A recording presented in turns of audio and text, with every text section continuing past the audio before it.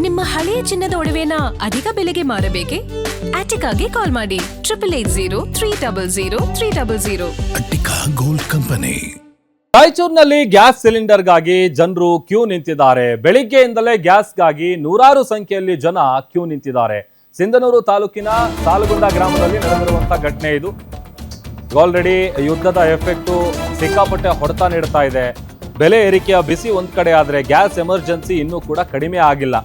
ಬೆಳಿಗ್ಗೆಯಿಂದಲೇ ಗ್ಯಾಸ್ಗಾಗಿ ನೂರಾರು ಸಂಖ್ಯೆಯಲ್ಲಿ ಜನರು ಕ್ಯೂ ನಿಂತಿರುವಂತಹ ಘಟನೆ ಸಿಂಧನೂರು ತಾಲೂಕಿನ ಸಾಲಗುಂದ ಗ್ರಾಮದಲ್ಲಿ ನಡೆದಿದೆ. ಜನ ಕ್ಯೂ ನಿಂತರೂ ಕೂಡ ಗ್ಯಾಸ್ ಏಜೆನ್ಸಿಯನ್ನ ಓಪನ್ ಮಾಡೋದಕ್ಕೆ ಮಾಲೀಕ ಹಿಂದೇಟ್ ಹಾಕಿದ್ದಾನೆ.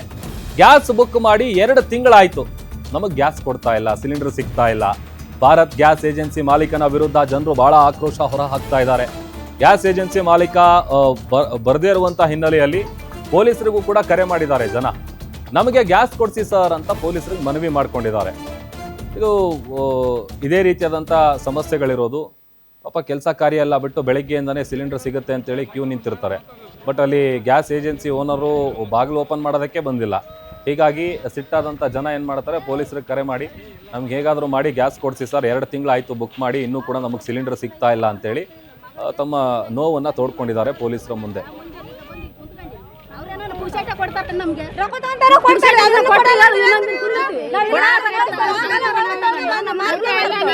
ಗ್ಯಾಸ್ ಬಂದಿಲ್ಲ ಅಂದ್ರೆ ಎಲ್ಲಾರು ಮನೆಗೆ ಹೋಗ್ತು ಬಿಡ್ರಿ. ಬಂದವ್ರಿ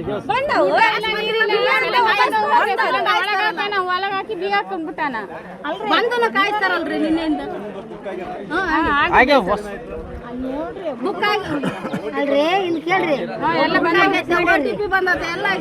ಒಬ್ಬೊಬ್ರಿಗೆ ಅನುಕೂಲ ಐತೆ, ಒಬ್ಬರಿಗೆ ಅನುಕೂಲ ಇಲ್ಲ. ಮಗಳಿಗೆ ಸಿರಿಲಿನ ಆಗೈತೆ, ಗಂಜಿ ಮಾಡಿ ಕೊಡೋರಿಲ್ಲ ಮನ್ಯಾಗ. ಮುಂಜಾಲಿದ್ದ ಬಂದು ಇಲ್ಲಿ ಕುಂತ್ಕೊಂಡಿವಿ. ಅವ್ರೇನ ಪುಕ್ಸಾಟ ಕೊಡ್ತಾರ ನಮ್ಗೆ. ರೊಕ್ಕ ತಗೊಂತಾರ ಕೊಡ್ತಾರ.